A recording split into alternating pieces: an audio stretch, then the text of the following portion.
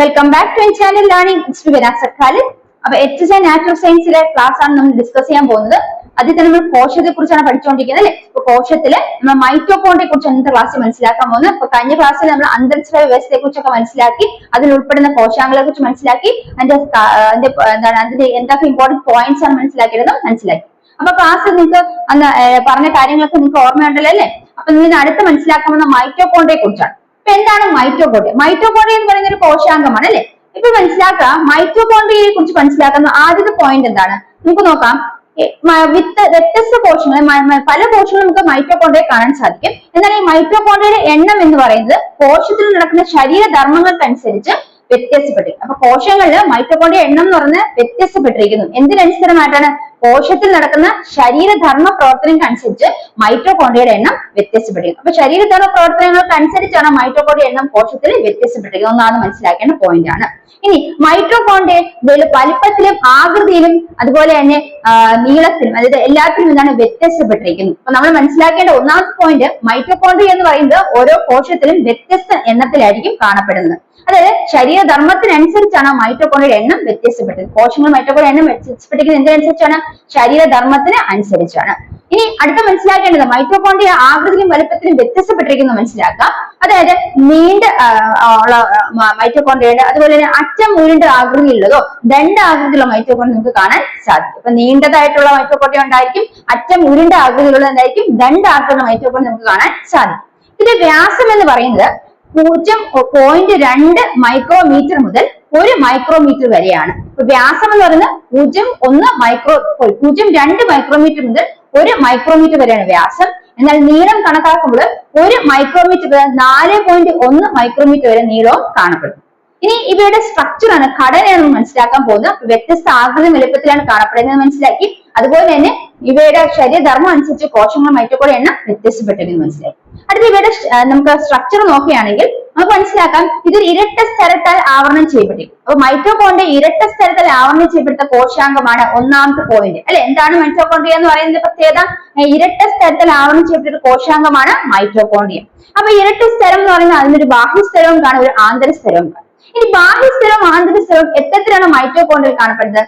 ബാഹ്യസ്ഥലവും ആന്തരസ്ഥലവും മൈറ്റോകോൺഡ്രിയയുടെ ഉൾഭാഗത്തെ 2 ജലീയ അറകളായി തിരിച്ചിരിക്കുന്നു. അപ്പൊ മൈറ്റോകോൺഡ്രിയയുടെ ഉൾഭാഗത്തെ 2 ജലീയ അറകളായി തിരിച്ചിരിക്കുന്നത് എന്താണ്? ഈ ബാഹ്യസ്ഥലവും ആന്തരസ്ഥലവും. അപ്പൊ മൈറ്റോകോൺഡ്രിയയുടെ ഇരട്ടസ്ഥലം ആവരണം ഉണ്ടെന്ന് പറഞ്ഞു, അതാണ് ബാഹ്യസ്ഥലവും ആന്തരസ്ഥലവും. ഈ ബാഹ്യസ്ഥലവും ആന്തരസ്ഥലവും മൈറ്റോകോൺഡ്രിയയുടെ ഉൾഭാഗത്തെ 2 ജലീയ അറകളായിട്ട് തിരിച്ചിരിക്കുന്നു.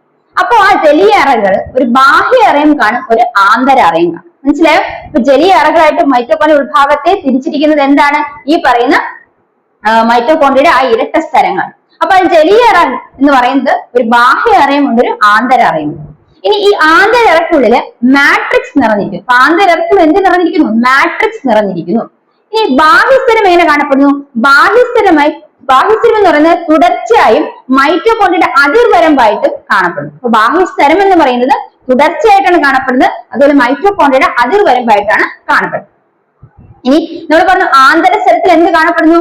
മാട്രിക്സ് കാണപ്പെടുന്നു.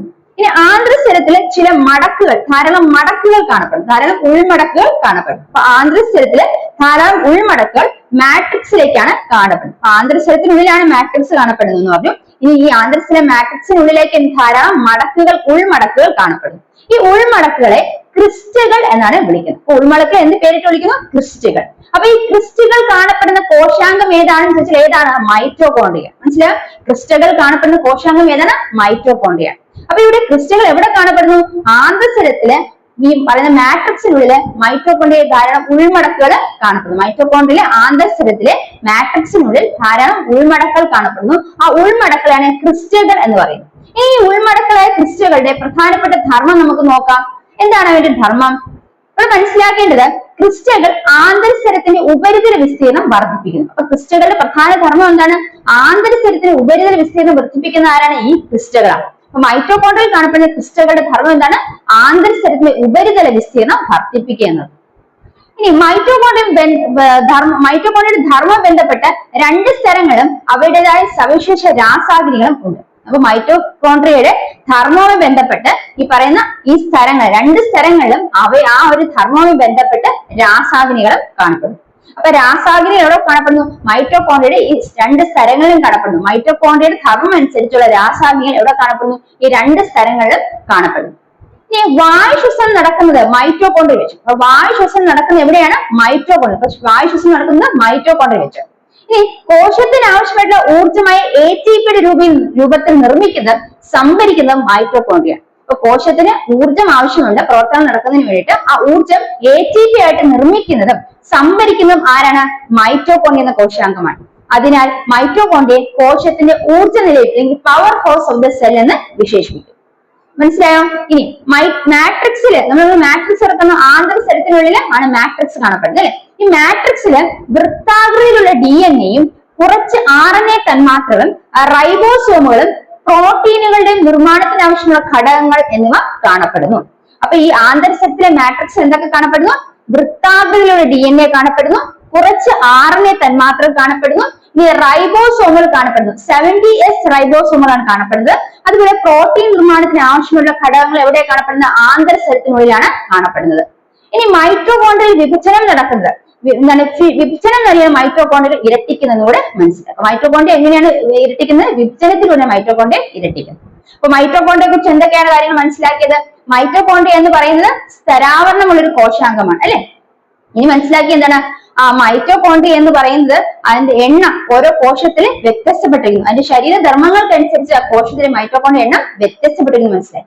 ഇനി മൈറ്റോകോൺഡ്രിയ ആകൃതിയിലും വലിപ്പത്തിലും വ്യത്യസ്തപ്പെട്ടിരിക്കുന്നു. അതായത് നമ്മൾ പറഞ്ഞു എന്താണ് നീണ്ടത് മൈറ്റോകോൺഡ്രിയ അല്ലെ, അഗ്രം ഉരുണ്ട മൈറ്റോകോൺഡ്രിയ, ദണ്ഡാകൃതി മൈറ്റോകോൺഡ്രിയ കാണപ്പെടുന്നു. അപ്പൊ ആകൃതിയും വലിപ്പത്തിലൊക്കെ അത് വ്യത്യസ്തപ്പെട്ടിരിക്കുന്നു. ഈ മൈറ്റോകോൺഡ്രിയയുടെ ഘടന പഠിച്ചപ്പോൾ നമ്മൾ പറഞ്ഞു മൈറ്റോകോൺഡ്രിയ ഇരട്ട സ്ഥലത്താൽ ആവരണം ചെയ്തൊരു കോശാംഗമാണെന്ന് പഠിച്ചു അല്ലെ? അപ്പൊ അതിനൊരു ബാഹ്യസ്ഥരം ഉണ്ട്, ആന്തരസ്ഥരമുണ്ട്. ഇനി അതിന് ആന്തരസ്ഥരത്തിനുള്ളില് എന്ത് കാണപ്പെടുന്നു? മനസ്സിലാക്കിയ ബാഹ്യസ്ഥലവും ആന്തരസ്ഥലവും ഉണ്ടെന്ന് പറഞ്ഞു. ഈ ബാഹ്യസ്ഥലവും ആന്തരസ്ഥലവും മൈറ്റോകോൺഡ്രിയ ഉത്ഭാഗത്തെ രണ്ട് ജലീയ അറകളായിട്ട് മാറ്റിയിരിക്കുന്നു അല്ലെ? ജലീയ അറകളായിട്ട് തിരിച്ചിരിക്കുന്നു. ആ ജലീയ അറകള് തിരിച്ചിരിക്കുന്ന ഭാഗമായിട്ട് അതിന് ബാഹ്യ അറയും ഒരു ആന്തര അറയും ഉണ്ട്. മനസ്സിലായോ? ഇനി ആന്തര അറയിലാണ് എന്ത് കാണപ്പെടുന്നത്? ഈ മാട്രിക്സ് നിറഞ്ഞിരിക്കും. ആന്തര അറയിൽ എന്ത് കാണപ്പെടുന്നു? മാട്രിക്സ് നിറഞ്ഞിരിക്കുന്നു. ഇനി ബാഹ്യസ്ഥലം എങ്ങനെ കാണപ്പെടുന്നു? ബാഹ്യസ്ഥലം തുടർച്ചയായിട്ട് മൈറ്റോകോൺഡ്രിയയുടെ അതിർവരമ്പായിട്ടാണ് നിലകൊള്ളുന്നത്. ഇനി മൈറ്റോകോൺഡ്രിയയില് നമ്മൾ പറഞ്ഞു ഈ ആന്തര അറ അല്ലെ? മൈറ്റോകോൺഡ്രിയ ആന്തര അറയുടെ ആന്തരസ്ഥലത്തിനുള്ളിലാണ് ആന്തര അറ കാണുന്നത്. അപ്പൊ ആന്തരസ്ഥലത്തില് ധാരാളം മാട്രിക്സ് കാണപ്പെടുന്നു എന്ന് പറഞ്ഞു. ഈ മാട്രിക്സുകളിൽ ധാരാളം എന്താണ്? ഉൾമടക്കുകൾ കാണപ്പെടുന്നു. മാട്രിക്സിൽ ധാരാളം ഉൾമടക്കുകൾ കാണപ്പെടുന്നു. അതിനെ എന്ത് വിളിക്കുന്നത്? ക്രിസ്റ്റലുകൾ എന്നാണ് വിളിക്കുന്നത്. ഈ ക്രിസ്റ്റലുകളുടെ പൊതുവായ ധർമ്മം എന്താണ്? അതായത് ക്രിസ്റ്റലുകൾ എന്ന് പറയുന്നത് ഈ വരുന്ന ആന്തരസ്ഥലയുടെ ഉപരിതല വിസ്തീർണം കൂട്ടുക എന്നാണ് ക്രിസ്റ്റലുകളുടെ പ്രധാനപ്പെട്ട ധർമ്മം. ഇനി മനസ്സിലാക്കിയ മറ്റൊരു പോയിന്റ് എന്താണ്? മൈറ്റോകോൺഡ്രിയയുടെ ധർമ്മവുമായി ബന്ധപ്പെട്ട് ഈ രണ്ട് സ്ഥലങ്ങളിലും അവയ്ക്ക് ആവശ്യമായിട്ട് സവിശേഷ രാസാഗ്നികൾ ഉണ്ട്. അപ്പൊ മൈറ്റോകോൺഡ്രിയയുടെ ധർമ്മം ബന്ധപ്പെട്ട് സവിശേഷ രാസാഗ്നി എവിടെ കാണപ്പെടുന്നു? മൈറ്റോകോൺഡ്രിയ രണ്ട് സ്ഥലങ്ങളിലുമായിട്ട് കാണപ്പെടുന്നു. ഇനി വായുശ്വസനം നടക്കുന്നത് എവിടെയാണ്? ഏത് കോശാംഗത്തിലാണ്? മൈറ്റോകോൺഡ്രിയയിലാണ് അല്ലെ? ഇനി കോശത്തിന് നടക്കുന്ന ഈ ധർമ്മങ്ങൾ, ഈ ശരീരധർമ്മങ്ങൾക്ക് ആവശ്യമായിട്ടുള്ള ഊർജം ATPയുടെ രൂപത്തിൽ നിർമ്മിക്കുന്നതിനും അതുപോലെ സംഭരിച്ചു വെക്കുന്നതിനും എവിടെയാണ്? മൈറ്റോകോൺഡ്രിയയാണ്. അപ്പൊ അതിനാൽ മൈറ്റോകോൺഡ്രിയ കോശത്തിന്റെ ഊർജ്ജ നിലവിൽ power house of the cell എന്ന് വിളിക്കും. ഇനി മൈറ്റോകോൺഡ്രിയയുടെ മാട്രിക്സിനുള്ളിൽ വൃത്താകൃതിയിലുള്ള DNA-യും അതുപോലെ കുറച്ച് RNA തന്മാത്രകളും അതിനോടൊപ്പം തന്നെ റൈബോസോമുകൾ, അതായത് 70S റൈബോസോമും അതോടൊപ്പം തന്നെ പ്രോട്ടീൻ നിർമ്മാണത്തിന് ആവശ്യമുള്ള ഘടകങ്ങൾ കാണപ്പെടും.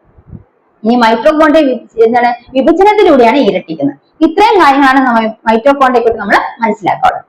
അടുത്ത മറ്റൊരു കോശാണ് ഈ ജൈവകണങ്ങളിലെ പ്ലാസ്റ്റിഡുകൾ എന്ന് പറയുന്നത് എവിടെയൊക്കെയാണ് കാണപ്പെടുന്നത്? ഒന്നാമത് മനസ്സിലാക്കേണ്ട പോയിന്റ് ഇതാണ്. സസ്യകോശങ്ങളും അതുപോലെ യൂഗ്ലിനോയിഡുകളുമാണ് ഈ പറയുന്ന ജൈവകണങ്ങൾ കാണപ്പെടുന്നത്. ഇവയൊക്കെയാണ് സസ്യകോശങ്ങളും യൂഗ്ലിനോയിഡുകളുമാണ് ജൈവകണങ്ങൾ കാണപ്പെടുന്നത്. ഇപ്പൊ എവിടെയൊക്കെയാണ് ജൈവകണങ്ങൾ കോശങ്ങൾ കാണപ്പെടുന്നത്? സസ്യകോശങ്ങളും അതുപോലെ യൂഗ്ലിനോയിഡുകളും. ഇനി ഇവ വലിപ്പമേറിയതിനാൽ നമുക്ക് മൈക്രോസ്കോപ്പിലൂടെ മാത്രമേ ഇവയ്ക്ക് വ്യക്തമായിട്ട് കാണാൻ, വലിപ്പം ഏറിയവയായതിനാൽ മൈക്രോസ്കോപ്പിൽ വ്യക്തമായിട്ട് കാണാൻ നമുക്ക് സാധിക്കും എന്നാണ് മനസ്സിലാക്കേണ്ടത്. ഇനി ജൈവകണങ്ങളെ പ്രത്യേക തരത്തിലുള്ള വർണ്ണവസ്തുക്കൾ ഉള്ളത് കൊണ്ട് ഈ സസ്യങ്ങൾ വൈവിധ്യമാർന്ന നിറങ്ങൾ നൽകുന്നു. അപ്പൊ ജൈവകണങ്ങൾക്ക് വ്യത്യസ്ത തരത്തിലുള്ള വർണ്ണവസ്തുക്കൾ ജൈവകണങ്ങളിലുണ്ട്. അതുകൊണ്ട് എന്താണ്? ഇവ സസ്യങ്ങൾക്ക് വ്യത്യസ്ത അല്ലെങ്കിൽ വൈവിധ്യമായ നിറങ്ങൾ നൽകുന്നു. ഇപ്പൊ ജൈവകണങ്ങൾ എന്ന് പറയുന്ന കോശങ്ങൾ എവിടെയൊക്കെ കാണപ്പെടുന്നത്? സസ്യകോശങ്ങളും അതുപോലെ യൂഗ്ലിനോയിഡുകളുമാണ് കാണപ്പെടുന്നത്. ഇനി അതിൽ ധാരാളം വർണ്ണവസ്തുക്കൾ കാണപ്പെടുന്നു. അതായത് സസ്യഭാഗങ്ങൾക്ക് വ്യത്യസ്ത നിറങ്ങൾ നൽകുന്നത് ഈ ജൈവകങ്ങളാണെന്ന് മനസ്സിലാക്കുക. ഇനി ജൈവഗണങ്ങളെ വർണ്ണവസ്തുക്കളുടെ അടിസ്ഥാനത്തിൽ നമുക്ക് മൂന്നായിട്ട് തരംതിരിക്കും. ജൈവഗണങ്ങളെ വർണ്ണവസ്തുക്കളുടെ അടിസ്ഥാനത്തിൽ, ജൈവഗണങ്ങൾ എന്തുണ്ട്? വർണ്ണവസ്തുക്കളുണ്ട് അല്ലെ. സസ്യങ്ങൾക്ക് പല ഭാഗങ്ങൾക്ക് നിറം നൽകുന്ന ഈ ജൈവഗണങ്ങളെ വർണ്ണവസ്തുക്കളാണ്. അപ്പൊ ഈ ജൈവഗണങ്ങളെ വർണ്ണവസ്തുക്കളെ അവയുടെ നിറത്തിന്റെ അടിസ്ഥാനം, വർണ്ണവസ്തുക്കളുടെ അടിസ്ഥാനത്തിൽ നമുക്ക് ഈ ജൈവഗണങ്ങളെ മൂന്നായിട്ട് തരംതിരിക്കും. ജൈവഗണങ്ങളെ വർണ്ണവസ്തുക്കളുടെ അടിസ്ഥാനത്തിൽ മൂന്നായിട്ട് തരംതിരിക്കും. ഏതൊക്കെയാണ്? ക്ലോറോപ്ലാസ്റ്റ് അല്ലെങ്കിൽ ഹരിതഗണം, ക്ലോറോപ്ലാസ്റ്റ് അല്ലെങ്കിൽ ഹരിതഗണം. രണ്ട്, ക്രോമോപ്ലാസ്റ്റ് അല്ലെങ്കിൽ വർണ്ണഗണം. ക്ലോറോപ്ലാസ്റ്റ് ഹരിതഗണം, ക്രോമോപ്ലാസ്റ്റ് അല്ലെങ്കിൽ വർണ്ണഗണം. ഇനി ശ്വേതഗണം അല്ലെങ്കിൽ ല്യൂക്കോപ്ലാസ്റ്റ്. അമ്മ ഹരിതഗണം നമ്മൾ മനസ്സിലാക്കിയതാണ്. ഈ ജൈവഗണങ്ങളെ വർണ്ണവസ്തുക്കൾ അനുസരിച്ച് ജൈവഗണങ്ങളെ നമുക്ക് മൂന്നായിട്ട് തരംതിരിക്കാം. ഏതൊക്കെയാണ്? ഹരിതഗണം, അതുപോലെ എന്താണ് വർണ്ണഗണം, അതുപോലെ തന്നെ ശ്വേതഗണം. ഹരിതഗണം, വർണ്ണഗണം, ശ്വേതഗണം. ഇനി നമുക്ക് ഓരോന്നായിട്ട് മനസ്സിലാക്കാം. എന്താണ് ഹരിതഗണം എന്ന് പറയുന്നത്? ഹരിതഗണങ്ങളിൽ ക്ലോറോഫിൽ, കരോട്ടിനോയിഡ് എന്നീ വർണ്ണവസ്തുക്കളുണ്ട്. അപ്പൊ നമ്മൾ ഈ ജൈവഗണങ്ങളിലെ വർണ്ണവസ്തുക്കളുടെ അടിസ്ഥാനത്തിൽ നമ്മൾ തരംതിരിച്ചു അല്ലെ. ഇപ്പൊ ജൈവഗണങ്ങളിലെ വർണ്ണവസ്തുക്കളുടെ അടിസ്ഥാനത്തിൽ നമ്മൾ ആദ്യം പറഞ്ഞ ഹരിതഗണം. അപ്പൊ ഹരിതഗണത്തിൽ എന്തൊക്കെ വർണ്ണവസ്തുക്കളാണുള്ളത്? ക്ലോറോഫിലും കരോട്ടിനോയിഡ് എന്ന് പറയുന്ന വർണ്ണവസ്തുക്കളാണ് എവിടെ കാണുന്നത്? ഹരിതഗണത്തിൽ കാണും. ഹരിതഗണത്തിൽ എന്ത് കാണുന്നു? ഹരിതഗണം എന്ന ജൈവഗണത്തിൽ എന്തൊക്കെ കാണപ്പെടുന്നു? ക്ലോറോഫിലും കരോട്ടിനോയിഡ് എന്ന് പറയുന്ന വർണ്ണവസ്തുക്കളാണ് കാണപ്പെടുന്നത്. ഇനി ഇവ എന്തിനാണ് ഉപയോഗപ്പെടുന്നത്? ഈ ക്ലോറോഫിലും കരോട്ടിനോയിഡ് കുഞ്ഞു വർണ്ണവസ്തു ഹരിതഗണത്തിൽ ഉണ്ടെങ്കിൽ അത് എന്തിനാണ് സഹായിക്കുന്നത്? പ്രകാശ സംശ്ലേഷണത്തിന് ആവശ്യമായിട്ടുള്ള സൗരോർജ്ജത്തെ വലിച്ചെടുക്കുകയാണ് ഇവ ചെയ്യുന്നത്. അപ്പൊ ഈ വർണ്ണവസ്തുവിന്, ഈ ജൈവഗണമായ ഹരിതഗണത്തിൽ കാണപ്പെടുന്ന വർണ്ണവസ്തുക്കൾ ഏതൊക്കെയാണ്? ഹരിതകവും അതുപോലെ അല്ലെങ്കിൽ ക്ലോറോഫിലും അതുപോലെ കരോട്ടിനോയിഡുമാണ്. ഈ വർണ്ണവസ്തുക്കളുടെ ധർമ്മം എന്താണ്? പ്രകാശ സംശ്ലേഷണത്തിന് ആവശ്യമായിട്ടുള്ള സൂര്യപ്രകാശത്തെ വലിച്ചെടുക്കുക എന്നാണ് ഇവയുടെ പ്രധാനപ്പെട്ട ധർമ്മം. അപ്പൊ ഹരിതഗണത്തിൽ കാണപ്പെടുന്ന ഹരിതകവും കരോട്ടിനോയിഡും എന്തിനു സഹായിക്കുന്നു? പ്രകാശ സംശ്ലേഷണത്തിന് ആവശ്യമായിട്ടുള്ള സൗരോർജ്ജത്തെ വലിച്ചെടുക്കുന്നു. ഇനി വർണ്ണഗണങ്ങളിൽ, വർണ്ണഗണം എന്ന് പറയുമ്പോൾ നമ്മളിവിടെ പറഞ്ഞു എന്താണ്? അതിൽ കൊഴുപ്പ് ലയിക്കുന്ന വർണ്ണവസ്തുവെ കരോട്ടിനോയിഡാണുള്ളത്. വർണ്ണഗണങ്ങളിൽ കാണുന്നത് കൊഴുപ്പ് ലയിക്കുന്ന കരോട്ടിനോയിഡ്, കൊഴുപ്പ് ലയിക്കുന്ന വർണ്ണവസ്തുവെ കരോട്ടിനോയിഡാണ്. ഇനി കരോട്ടിൻ, സാന്തോഫിൽ തുടങ്ങിയാണ് ഈ കരോട്ടിനോയിഡ്. അപ്പൊ നമ്മൾ പറഞ്ഞു ഈ ഹരിതഗണങ്ങളിൽ നമ്മൾ പറഞ്ഞു ഹരിതഗണങ്ങളിൽ ഹരിതകവും ഉണ്ട് കരോട്ടിനോയിഡും ഉണ്ടെന്ന് പറഞ്ഞു. അത് പ്രകാശ സംശ്ലേഷണത്തിന് ആവശ്യം ഊർജ്ജം വലിച്ചെടുക്കാൻ സഹായിക്കുന്നു. അതുപോലെ തന്നെ ഈ വർണ്ണഗണങ്ങളിൽ കാണുന്ന കൊഴുപ്പിൽ ലയിക്കുന്ന വർണ്ണവസ്തുവാണ് ഏതെന്ന് ചോദിച്ചാൽ കരോട്ടിനോയിഡ്. ഇപ്പൊ കരോട്ടിനോയിഡ് നമ്മൾ പറഞ്ഞു ഹരിതഗണത്തിൽ ഉണ്ടെന്ന് പറഞ്ഞു. അതുപോലെ വർണ്ണഗണങ്ങളിൽ കൊഴുപ്പിൽ ലയിക്കുന്ന വർണ്ണവസ്തു ഏതാണെന്ന് ചോദിച്ചാൽ ഏതാണ്? വർണ്ണങ്ങളിൽ കാണുന്ന കൊഴുപ്പിൽ ലയിക്കുന്ന വർണ്ണവസ്തുവാണ് കരോട്ടിനോയിഡ്. അപ്പൊ കരോട്ടിൻ, സാന്തോഫിൽ എന്നിവയാണ് ഈ കരോട്ടിൻ. അപ്പൊ കരോട്ടിനോയിഡ് ഏതൊക്കെയാണെന്ന് വെച്ചാൽ കരോട്ടിനും സാന്തോഫിലുമാണ്. അത് കൊഴുപ്പിൽ ലയിക്കുന്ന വർണ്ണവസ്തുക്കളാണ്. അപ്പൊ കൊഴുപ്പിൽ ലയിക്കുന്ന വർണ്ണവസ്തുക്കളാണ് കരോട്ടിനോയിഡ്. അത് സാന്തോഫിലും കരോട്ടിനുമാണ് മനസ്സിലാക്കി വെക്കുക. ഇനി നമ്മൾ മനസ്സിലാക്കേണ്ടത് സസ്യഭാഗങ്ങൾ മഞ്ഞ, ഓറഞ്ച്, ചുവപ്പ് എന്നീ നിറങ്ങൾ നൽകുന്നു. ഇവ എന്ത് ചെയ്യുന്നു? ഈ സാന്തോഫിലും കരോട്ടിനും, അതാണ് കൊഴുപ്പിൽ ലയിക്കുന്ന വർണ്ണവസ്തുക്കളെ കരോട്ടിനോയിഡ്, ഇത് സസ്യഭാഗങ്ങൾക്ക് മഞ്ഞ നിറവും അതുപോലെ ഓറഞ്ച്, ചുവപ്പ് എന്നീ നിറങ്ങളൊക്കെ നൽകുന്നു. ഇനി നമ്മൾ നിറമില്ലാത്ത ജൈവഗണങ്ങളെ കുറിച്ച് മനസ്സിലാക്കാം. അതാണ് ശ്വേതഗണങ്ങൾ അല്ലെ, ല്യൂക്കോപ്ലാസ്റ്റ്. അപ്പൊ നിറമില്ലാത്ത ജൈവഗണങ്ങൾ ഏതൊക്കെയാണ്? ശ്വേതഗണങ്ങൾ, ല്യൂക്കോപ്ലാസ്റ്റ്. ഇവ വിവിധ വലിപ്പത്തിലും ആകൃതിയിലും കാണപ്പെടുന്നു. ശ്വേതഗണങ്ങൾ വിവിധ വലിപ്പത്തിലും ആകൃതിയിലുമാണ് കാണപ്പെടുന്നത്. ഇവയുടെ പ്രധാനപ്പെട്ട ധർമ്മം എന്താണ്? പോഷകങ്ങൾ സംഭരിക്കുക എന്നാണ് പ്രധാനപ്പെട്ട ധർമ്മം. പോഷകങ്ങൾ സംഭരിക്കുന്ന ജൈവഗണം ഏതാണ്? ശ്വേതഗണം അല്ലെങ്കിൽ ല്യൂക്കോപ്ലാസ്റ്റ് ആണ്. ഇനി അതുപോലെ നമുക്ക് ഓരോന്നായിട്ട് പഠിക്കാം. അമൈലോപ്ലാസ്റ്റുകൾ അല്ലെങ്കിൽ കാർബോഹൈഡ്രേറ്റുകൾ എന്താണ് സംഭരിക്കുന്നത്? അന്നജമാണ് സംഭരിക്കുന്നത്. അമൈലോപ്ലാസ്റ്റ് എന്ന് പറയുന്നത് അന്നജത്തെയാണ് സംഭരിക്കുന്നത്. നമ്മൾ പറഞ്ഞു ശ്വേതഗണങ്ങള് ആഹാരത്തെ അല്ലെങ്കിൽ പോഷകങ്ങളെ സംരക്ഷിക്കുന്നു എന്ന് പറഞ്ഞു. അപ്പൊ നമുക്ക് അമൈലോപ്ലാസ്റ്റ് ശ്വേതഗണം എന്തിനെ സംഭരിക്കുന്നു? അന്നജത്തെ സംഭരിക്കുന്നു. അതുപോലെ തന്നെ എലിയോപ്ലാസ്റ്റുകൾ എന്ന് പറയുന്നത് എണ്ണയും കൊഴുപ്പിനെയുമാണ് സംഭരിക്കുന്നത്. എണ്ണയും കൊഴുപ്പിനെയും സംഭരിക്കുന്ന ശ്വേതഗണം എന്ന് വെച്ചാൽ എലിയോപ്ലാസ്റ്റുകളാണ്. അതുപോലെ തന്നെ അല്യൂറോപ്ലാസ്റ്റുകൾ എന്താണ്? മാംസ്യം അല്ലെങ്കിൽ പ്രോട്ടീൻ ആണ് ഇവിടെ സംഭരിക്കപ്പെടുന്നത്. അല്യൂറോപ്ലാസ്റ്റിൽ എന്താണ്? മാംസ്യം അല്ലെങ്കിൽ പ്രോട്ടീൻ ആണ് സംഭരിക്കപ്പെടുന്നത്. അപ്പൊ ഇത്രയാണ് നമ്മൾ എന്താണ് ജൈവഗണങ്ങളെ, വ്യത്യസ്ത ശ്വേതഗണങ്ങളെ കുറിച്ച് മനസ്സിലാക്കി. ഇനി മനസ്സിലാക്കേണ്ടത് ഹരിത സസ്യങ്ങളിൽ ഹരിതഗണം കൂടുതലായും ഇലകളിൽ മീസോഫിൽ കോശങ്ങൾ കാണപ്പെടുന്നു. അപ്പൊ ഹരിത സസ്യങ്ങളിലാണ് എന്ത് കാണപ്പെടുന്നത്? ഹരിതഗണം കാണപ്പെടുന്നത്. ഹരിതഗണം എന്ന് പറഞ്ഞാൽ ജൈവഗണമാണ് അല്ലെ. അപ്പൊ ആ ഹരിതഗണം എവിടെയാണ് കാണപ്പെടുന്നത്? ഇലകളിലെ മീസോഫിലാണ് കൂടുതലായിട്ട് കാണപ്പെടുന്നത്. നമുക്ക് ഇവ ഗോളാകൃതിയിലോ അണ്ഡാകൃതിയിലോ ഡിസ്ക് പോലെയോ റിബൺ പോലെയോ ഒക്കെ വ്യത്യസ്ത ആകൃതിയിൽ കാണപ്പെടുന്നു. ഇനി അതുപോലെ തന്നെ ക്ലാംഡോമോണസ് എന്ന് പറയുന്ന ഹരിത ആൽഗയെ ഒരു കോശത്തില്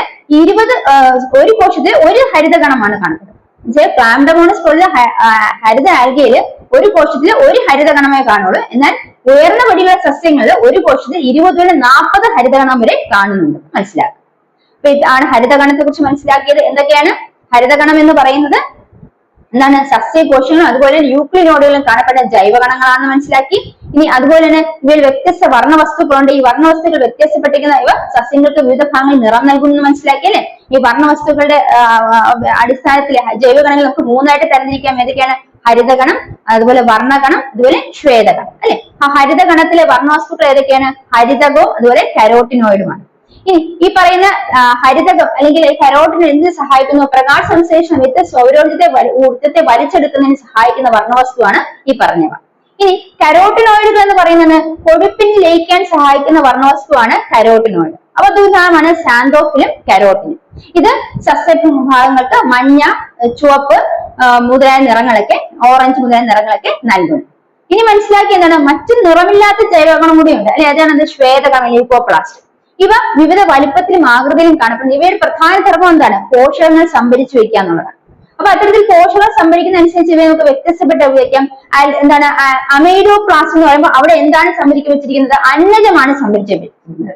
ഇനി അതുപോലെ തന്നെ എലിയോപ്ലാസ്റ്റ്, അവിടെ എണ്ണയും കൊഴുപ്പുമാണ് സംഭരിച്ചു വെച്ചിരിക്കുന്നത്. അലിയോറോപ്ലാസ്റ്റുകൾ എന്നാൽ അവിടെ മാംസ്യമാണ് സംഭരിക്കപ്പെട്ടിരിക്കുന്നത്. ഇനി നമ്മൾ പഠിച്ചു ഹരിതകണത്തെ കുറിച്ച് മനസ്സിലാക്കിയ മറ്റൊരു കാര്യം എന്താണ്? ഹരിത സസ്യങ്ങളില് ഇലകളില് മീസോഫിൽ കോശങ്ങളാണ് പ്രധാനമായിട്ട് ഈ ഹരിതകണം കാണപ്പെടുന്നത്. ഇന്ന് നമ്മൾ വെച്ചാൽ അത് പല ആകൃതിയിൽ, അത് ഗോളാകൃതിയിലും അതുപോലെ തന്നെ അണ്ഡാകൃതിയിലും ഒക്കെ ഡിസ്ക് ആകൃതിയിലും ഒക്കെ കാണപ്പെടുന്നതാണ് ഈ പറയുന്ന ഹരിതകണം. ഇനി ഹരിതകണത്തിന് മറ്റൊരു കാര്യം പറഞ്ഞതാണ്, ക്ലാംഡോമോണസ് പോലുള്ള ഹരിത ആൽഗകളില് ഒരു കോശത്തിന് ഒരു ഹരിതകണമേ കാണുകയുള്ളൂ. എന്നാൽ സസ്യകോശങ്ങൾ വലിയ വലിയ ഉയർന്ന പടിയിലുള്ള സസ്യങ്ങളിലെ കോശങ്ങളില് 20 മുതൽ 40 ഹരിതകണം വരെ ഒരു കോശത്തിൽ കാണാൻ സാധ്യതയുണ്ട്. ഇനി നമുക്ക് ഹരിതകണങ്ങളിലെ ഘടനയെ നോക്കാം. മൈറ്റോകോൺട്രിയ പോലെ തന്നെ ഹരിതകണവും ഇരട്ട സ്ഥലത്താൽ ആവരണം ചെയ്യപ്പെട്ട കോശാംഗമാണ്. അപ്പൊ മൈറ്റോകോൺട്രിയ നമ്മൾ പറഞ്ഞ ഇരട്ട സ്ഥലത്ത് ആവരണം ചെയ്യപ്പെട്ട കോശാംഗമാണ്. ഈ ഇരട്ട സ്ഥലത്തിൽ ആവരണം ചെയ്യപ്പെട്ട മറ്റൊരു കോശാംഗമാണ് ഇത് ഹരിതകണം. ഇനി ഇവയില് ആന്തരസ്ഥലത്തിനും ബാഹ്യസ്ഥലത്തിനും അപേക്ഷിച്ച് താര്യത കുറവാണ്. അപ്പൊ ആന്തരസ്ഥലത്തിന് ബാഹ്യസ്ഥലത്തെ അപേക്ഷിച്ച് താര്യത കുറവാണ്. അതായത് എന്താണ്? ഇത് പെർമിബിലിറ്റി, അത് ലെസ് പെർമിബിൾ ആണ്. എന്നാൽ ആന്തരസ്ഥലം ബാഹ്യസ്ഥലത്തേക്കാൾ ലെസ് പെർമിബിൾ ആണ്. അതായത് താര്യത കുറവാണ്. അവരുടെ എന്താണ് കടത്തിവിടുന്ന വസ്തുക്കളെ കടത്തിവിടുന്നത് വളരെ കുറേശ്ശെയാണ്. അപ്പൊ ഇവയിൽ ആന്തരസ്ഥലത്തിന് ബാഹ്യസ്ഥലത്തെ അപേക്ഷിച്ച് താര്യത കുറവാണ്. ഇത് ലെസ് പെർമിബിൾ ആണ്. ഏതാണ് ഏതിനാണ് ലെസ് പെർമിബിലിറ്റി? ആന്തരസ്ഥലത്തിന്. അപ്പൊ ആന്തരസ്ഥലത്തിന് ബാഹ്യസ്ഥലത്തെ അപേക്ഷിച്ച് എന്താണ്? താര്യത കുറവാണ്. അതാണ് ഒന്നാമത് മനസ്സിലാക്കേണ്ട പോയിന്റ്. അപ്പൊ നമ്മൾ മനസ്സിലാക്കിയത് ഇരട്ട സ്ഥലമുള്ള കോശാംഗമാണ് ഹരിതകണം അല്ലെ. ഹരിതകണം അല്ലെങ്കിൽ എന്താണ്? ക്ലോറോപ്ലാസ്റ്റ് ഹരിതകണം. അപ്പൊ അതിന് ഇരട്ട ആവരണമുള്ളൊരു ഇരട്ട ആവരണമുള്ളൊരു എന്താണ്? കോശാംഗമാണ് ഹരിതകണം അല്ലെ. ഇരട്ട സ്ഥലത്താൽ ആവരണം ചെയ്ത കോശാംഗമാണ് ഈ പറയുന്ന ഹരിതകണം. അപ്പൊ ഹരിതകണത്തിന് നമ്മൾ പറഞ്ഞു ഇരട്ട സ്ഥലമുണ്ട്. അപ്പൊ ആന്തരസ്ഥലത്തിന് ബാഹ്യസ്ഥലത്തെ അപേക്ഷിച്ച് താര്യത കുറവാണ്. ഇനി പഠിക്കാൻ മറ്റൊരു പോയിന്റ് എന്താണ്? ആന്തരസ്ഥലത്തിനകത്തുള്ള സ്ഥലത്തെ സ്ട്രോമ എന്ന് പറയും. അപ്പൊ ആന്തരസ്ഥലത്തിന് ബാഹ്യസ്ഥലത്തെ അപേക്ഷിച്ച് താര്യത കുറവാണ്. ഇത് ലെസ് പെർമിബിൾ ആണ്. ഇനി അതിനകത്തുള്ള ആ സ്ഥലത്തെ, ആന്തരസ്ഥലത്തിനകത്തുള്ള സ്ഥലത്തെ സ്ട്രോമ എന്ന പേരാണ് അറിയപ്പെടുന്നത്. അപ്പൊ സ്ട്രോമ എന്ന് പറഞ്ഞ ഏത് കോശാംഗത്തിൽ കാണപ്പെടുന്നതാണ്?